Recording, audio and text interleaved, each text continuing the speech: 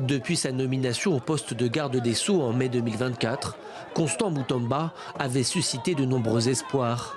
Jeune militant et juriste, il incarnait un souffle de renouveau. Dès sa prise de fonction, il avait promis de réformer un système judiciaire qu'il qualifiait de malade. Aujourd'hui pourtant, c'est lui qui se retrouve au cœur d'un scandale financier.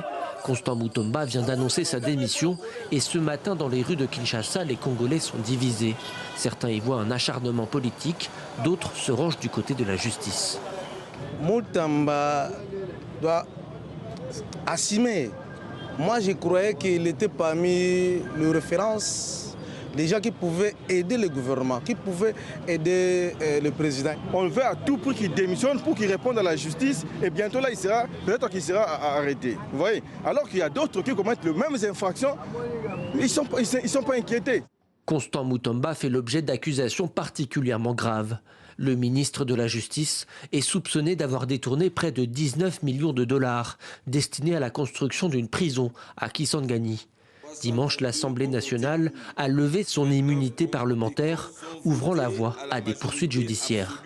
Il est autorisé la demande aux faits de poursuite introduite par le procureur général après la Cour de cassation contre le ministre d'État, ministre de la Justice et garde des Sceaux, Constant Mutamba Tungunga. L'avenir du ministre déchu reste flou, tout comme les conséquences de cette affaire sur la scène politique congolaise. Constant Mutamba avait notamment ordonné la saisie des biens de Joseph Kabila et lancé une enquête contre l'ancien président, accusé par Félix Tshisekedi d'être le vrai patron du groupe armé M23 soutenu par le Rwanda. Pour Michael Bakamba, un proche de Constant Mutamba, cette affaire est directement liée au conflit qui secoue l'est de la RDC.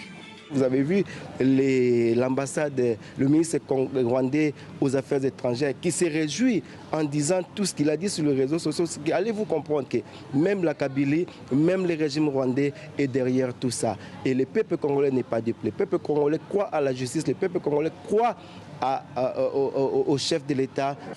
Lors de son audition devant la commission parlementaire, Constant Mutamba n'a pas hésité à remettre en cause l'intégrité du procureur général, mais ses accusations sont restées sans effet.